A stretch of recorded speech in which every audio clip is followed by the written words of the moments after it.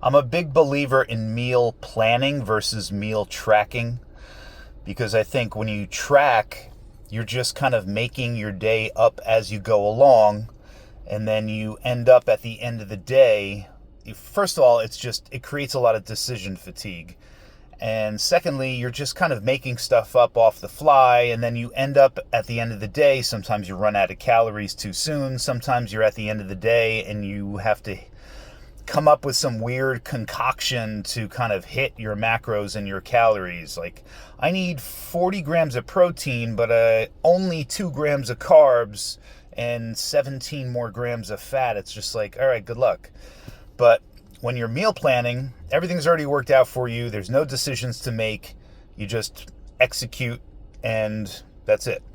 But maybe one of the biggest reasons why meal planning is better for you and meal prepping is because if you meal prep in advance for like 2, 3, 4 days, it creates an obligation in your mind to have to eat those meals that are prepared and sitting and ready for you.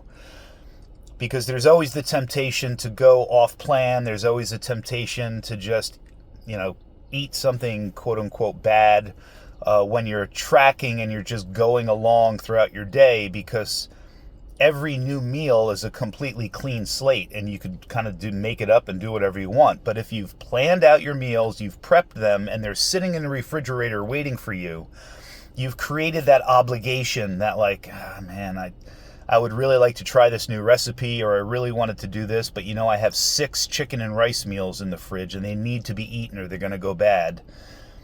And then it creates that obligation and kind of keeps pulling you along in the right direction. So if you are a tracker, but you're not a planner and a prepper, I suggest trying out planning and prepping.